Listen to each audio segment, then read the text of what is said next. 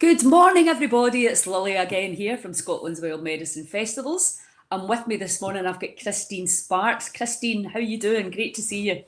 I am doing very well, Lily. Lovely to be here. Thank you for asking me. You are so welcome. Now, you and I just met for the first time in Stonehaven. And the reason that you were along was because I had asked your husband, John, who I met years ago. I saw that he'd written a book, Sugar Free Zone, Sugar Addiction, big issue. So I messaged him and said, why don't you come and talk about this at the festival? And he said, oh, my wife is really good at stuff. Hey. So I suppose, like we were talking about earlier, I had no expectation. I knew you guys were into music, you're musicians, but I really didn't know who you were. And then I was just like blown away by your performance, as was everybody that saw you, I have to say. And there was a lot of people jealous that they missed you. So, and it is, I suppose, even for you, quite tricky. What did she do? I was like, well, she came on the stage, we're knitting. Then she gets the guitar out. One minute you're greeting, the next minute you're laughing your head off. I was like, to me it was almost like going to the Edinburgh Festival and watching a one woman show, and it was brilliant. I was like, you're an entertainer. So tell me how this has all evolved to Yeah. love yourself wildly. Yeah, how it's all evolved. Now, the interesting thing was, so I have been, as you say, an entertainer, a performer for decades. I hate to think how many decades, but this particular iteration has evolved, one might say randomly. So the knitting is something I've done for years. And I was facilitating a 2-hour workshop with a group of artists down in Devon about 2 months ago. And I was sort of, I was using my brain thinking, should we do this? Should we do that? Knowing full well in my body, I know what to do. Uh-huh. We were going to lightly look at things like the inner critic, like, if what you say to yourself about yourself when you're by yourself that's not kind, very accessible stuff. But I recognised I was going too much into my brain. And I thought I need to find some way of getting into my body. So I started knitting. And the knitting, I was like, whoa, this is the thing that calms me down. Not realizing that, yeah, it's bilateral, it's repetitive, it's rhythmic, it's healing. So I decided to bring the knitting along. And what I was bringing to the I guess to the stage or to the people were, here am I, Christine Sparks, a woman of nearly 60 years old, postmenopausal, in many ways find a lot of freedom from that because I don't care about so many things I cared about before. But what I do have are what I'm an expert in is my life. What you're an expert in is your life. So what if I brought the knitting, the stories, and then the songs and poems that have been written from those stories, from those life experiences. So it just started as a what if. So I Uh-huh. did it a few times, and one of my friends said to me, "Do you realise how powerful it is that you're knitting and you're speaking? Because what you're not doing is looking directly at us and talking. You're just sharing something that's being created." And I Yes. thought, that feels good because here's the thing, whatever I bring to the world, I want it to be three things. I want it to be accessible, I want it to be relatable, and I want it to be kind or compassionate. So, I've done various one woman shows over my life, not realizing that's what I was doing. And I was sort of sitting one day thinking, what is the arc of what I want to bring? What is my offering? What's the arc of it? On the one hand, it goes from a song called Living a Lie, which I sang at Stonehaven, to Love Yourself Wildly, which is the final track. Well, there's quite an obvious arc. How did I go from living a lie to loving myself wildly? But the arc word, because I'm also a word person, I thought ARK, accessible, relatable, kind. And also an arc is something that holds precious cargo. So for me, Love Yourself Wildly was a provocation that I gave to someone online years ago as a sort of, what if you were to love yourself wildly? And some feedback came back from that, and then the song came from the feedback, and the song was in a play, in a one woman play. But it then became my mantra. The song itself says love yourself wildly, then it says love yourself softly, tenderly unstitched, but it also says love yourself fiercely, tigering your worth. And there is something about, and I see it all around me, Lilia, women of a certain age who care not a jot about things they used to care too much about and are incredibly powerful because they're willing to tell the truth in a way that is simple. Also in the body. How does it heal me, to be honest? How does it heal me to be in communication with other people in a way that feels kind and careful and easeful? So I never want to be all that. I don't really know what I mean by that. I'm just a woman that feels she's got something to say, something to sing, and something to make. And if I Yeah. can bring that to more people and say, this heals me every morning writing to myself. And if I can't write, or if I find I don't have much to say, then I'll just doodle. And sometimes I'll doodle with both hands because there's the bilateral aspect of it that calms the vagus nerve system. So yeah, I'm quite passionate about it. Yes. I mean, I think, I suppose the surprise, if, the unexpected thing was how hilarious you were. But also, I think, that honesty makes people laugh Yeah, because it's kind of like, oh my God, she's actually admitting it, she's saying it out loud, and it almost like gives the rest of us permission to say, yeah, I felt like that. And you said something really interesting at the end, which was that obviously a lot of women come up to you afterwards and say, you thanks for that, because it's, you said it out loud, but also a lot of men come up yeah, to you and yeah, yeah, yeah. Um, everyone that we live with, that we are surrounded by, that comes into any kind of regular communion with us, also experiences our energetic body. And I think I was alluding specifically to the menopause at that time, which I found absolutely devastating. I mean, it, it was just in the fire of hell for me for about 8 years. But I absolutely know I was forged in that fire. And I had a partner who understood the assignment to be there. Not understand it. I couldn't understand it. I had really intense, like, I don't know whether it would be called body dysmorphia, but I didn't know whose hands I had and I didn't know whose legs I had. Real dissociative episodes. And I was fortunate to have a partner who didn't try and understand it with a limited capacity of thought. He just got the assignment. He was like, my job's to stay. So yeah, we affect everyone around us, and of course we are affected by everyone around us. And I wouldn't yeah. say it was an easy assignment, but yeah.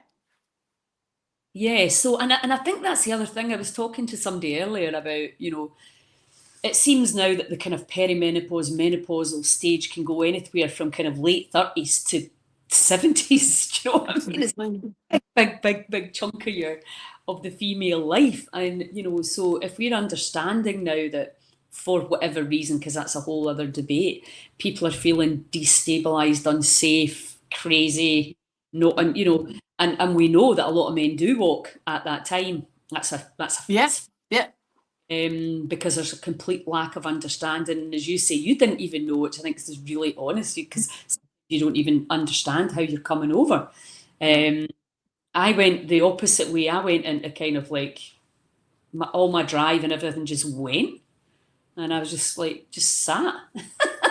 hmm, So from somebody who was pretty manic all her life, just kind of changed into this sort of like, like what the hell's happened to you? Just all my drive went, and not that's not always a good thing because I kind of let I that know. when I really did stop caring about pretty much everything because I didn't have that hormone anymore that was coming through the body.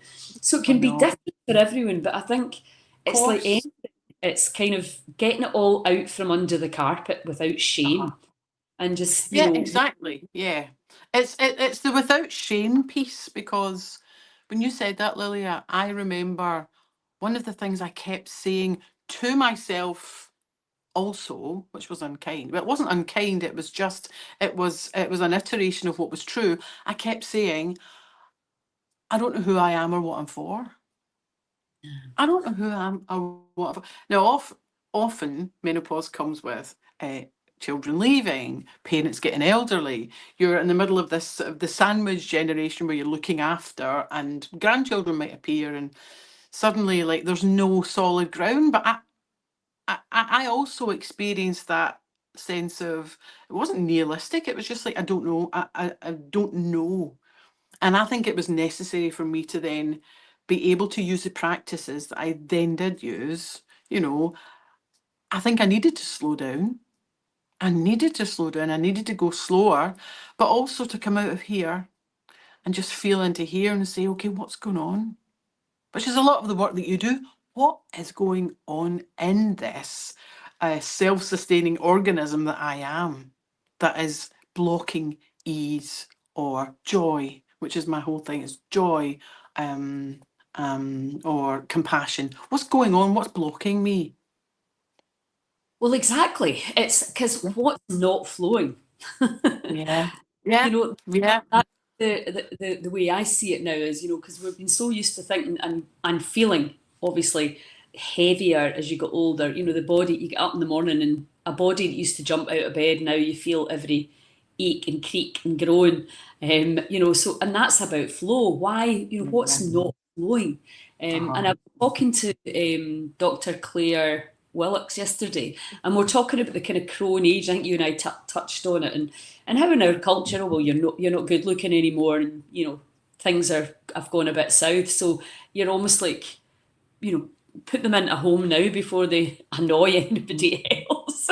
And it's And it's the just, wisest age. yes, and it's the best age ever. Yeah, If you're not riddled with dysregulated hormones and cortisol and yeah, disapproval and shame and all that kind of stuff, that the hormones can make you believe are real, because we know that the delicate balance of hormones, and of not being outside enough and having far, far too much to do and not having, feeling supported, etc. Because an awful lot of that used to come from other women. And yeah, now, yeah. but there's this competition that's like, why on earth would you want to compete with me? I I can't know, compete. I know, I know. I hear this sometimes though, where, and I've had random things said to me all my life. Okay, yeah, I do love painting. I do love writing. I do write songs. I do. It's what's in me. If I would do it, even if the world was an empty room and no one could see it, because it's what flows from me. But and you've got such drive and energy and sort of vivacious. I don't know. Love pouring. That for some reason can activate some people to feel competitive, resentful.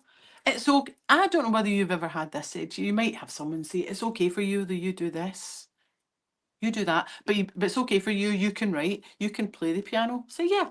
Do you know how much practice it takes every day to meet myself, to be able to get up? Because I don't meet the world like this. I often say, I make the world quite empty. And if I didn't have my daily practices that get me out of bed, that get me into the shower, that take me to somewhere to write, I don't know what I would do. So I'm not coming here fixed. I'm coming here beautifully broken and going, look, this is what I am. And I'm looking for flow and I'm looking for connection. And this is just my experience. Also, I remember Pema Chodron said this. Pema Chodron, wonderful Buddhist nun. Somebody questions one of her practices or her sort of lived experience practices. And she said, well, it's okay. You don't have to take it on. Like, you don't have to do that. I'm just saying what worked for me. So yeah, so I love, when we met, because we've seen each other online, I would imagine, but when we met, that energetic flow, that enthusiasm, that drive to take out, it's not even to go look at me, it's nothing like that. It's here's what I am learning, not what I have learned. And some of it's funny, a lot of it's funny, and some of it's sad, and some of it's hopeful, but what it is a whole, this is me. Um, and if you say, if I say that's me and I experienced these thoughts I didn't want to be, I mean, some days the amount of time I would be trying to figure out how I could leave this world, but do it so that nobody else was bothered and everybody else was taken care of. I was like trying to work out ways, how can I do this? When I look back at my writing, I'm like, oh my God, I feel such compassion for me. But that was my truth. What I did do was write a song about it, which was Living a Lie, when I realised I am not reflecting how I feel internally and how many of us are. I know. And that's where the real true connection comes, when people can see your vulnerability and yeah, Yeah. it's all right for you. No, it's not. No. There's a lot of dark days, a lot of difficult days, a lot of wondering what the hell's this all about and what's going to happen in the future. But if we just stay right here, right now, just for today, we can make it more fun. And from the Heal Scotland perspective of changing our health trajectory from the worst in the world, the worst in the UK, I mean, this is to me just unacceptable and completely unnecessary. And we, the people, can change it through knitting, something like that we used to get together and create clothes for our children and for our men, and then singing and dancing, which we're supposed to do. you Yeah. know, it's Yeah. not about how beautiful you sound, although you do sound absolutely beautiful, but it's about using your own voice to send information through your body. It's not just about entertainment, it's about being alive. It is necessary for us Uh-huh. to sing and chant and hum and sigh and be together, because these are the things that keep the body as an energy system tuned like your guitar.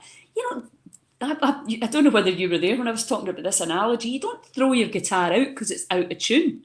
No, Don't put it in a exactly. home. Exactly. You You restring it. don't exactly. Uh-huh. You You restring it. tend, you take care. How am I going to nourish this? Because it would be very easy to say, I'm just broken. I'm just bad. And the thing is, the more that you say that narrative, the more you say it out loud, the more you hear it reflected back to you, the more you've then got a belief system, which is just something you keep saying so often that you think it's true. I'm done. And I heard a great analogy from Philip Day. He was saying, if somebody runs a marathon and then they get to the very end and have to be put in a wheelchair to get taken back to wherever they recover, they don't stay in that wheelchair for the rest of their life. They No, rest. no, And exactly. and wait, and you get strong again. And it's the same with grief. Terrible things happen to all of us. True. It's Some true. people get it much worse. And then, but that recovery and nourishment time. But the problem right now is that people run at the first sign of trouble, which is one of the issues. And Yeah. also, people are exhausted. They don't have Mm, time to look I know. after each other. And that's something. Which is so sad. I don't have the time to do what actually I'm built for I know. and what I need to do. To You be of each know. other. It's crazy, and that's something that I don't think politicians are ever going to. They're too busy thinking about building the economy, and it's us at a community level that have to recreate the way we want to do it. That's So it. Start here. yes, Start here. Like this morning, I was talking to a woman in the cafe, and I was doodling and making cards, which I will have with me at Tarbert, it, and postcards. And she sort of asked questions because I always say that the making of art in public spaces is a radical act. If you dare to sit down, sometimes I take my paints and actually paint anything. I'm just making patterns on the page, but it's quite radical because people. But then also it can be a conversation starter. yeah, yeah, yeah. What are you doing? And I go, I am soothing the savage beast that is my mind. you know, but yeah, and for me, maybe it's because I'm a woman from the west of Scotland. Life is funny. Like I was brought up, the knitting thing, the sort of knitter natter where women all sit and knit. The first time I really encountered that, I was in hospital. I was 16. I had quite bad psoriasis, and I was knitting. and there were women there that were older than me, and maybe 6 or 7 of us were knitting. The stories that came out of their mouths were hilarious. And I thought, well, this is like an encounter group, but we're all knitting. Huh. So there's something really powerful about that knitter natter thing of it, you know. Absolutely. And we were making a young friend of mine who she's like in her very early 20s, and she just loves all different kinds of wool and knitting and dyeing it from natural. She's a gardener and she's an artist. I'm just thinking I need to get her across here, but she was teaching us how to make string from nettles and wool from nettles. And so what we were doing, we were all just getting the nettles in, and we were all just sitting round the table making these tiny little baskets out of nettles, which is exactly what women would have done before. Yeah. We would have sat round and we would have made things, and we would, because to survive then we had to have the community. One person couldn't knit all the things and make all the No, baskets. We were, somebody exactly. would gather the nettles and somebody would pair the nettles and somebody would sit and, we would all play a part in it. And that's kind of what we've lost. Well, But it's like like when it, walking the Tweed. You know, yes, my grandmother was from Benbecula, and she would talk about walking the Tweed, where the women all sat round the table, and you couldn't do that alone. To stretch it that way, you couldn't do it alone. So it, it's funny, isn't it? If you went back and said, "Do you realise how fortunate you are to have this community?" No, because they didn't not have it. I know, I know, But so many people have so much more in many ways. I can go to my tap, get clean water. I can, yes. generally access to these resources at the moment. They're accessible. However, who is there? Are we in our little boxes? There's something about that also. I took a choir for 2 years in the Glasgow Women's Library with my friend Claire Macaulay, and it was a drop-in choir. It was called, hilariously, it was called Utter Raise Your Voice. But we had to stop because we were too loud. But we dealt with one thing a week. It was women's choir. We had one song. We might have looked at anger. We might have looked at shame. We might have looked at joy. We might have looked at whatever creativity. Did a body exercise, learned a song, sang the song. That was it. So you could drop in. And that was another thing about community, that for me was very healing. Here's the thing. When I came to Stonehaven, I've been suffering from really, chronic pain for like 2 months. It's so bad.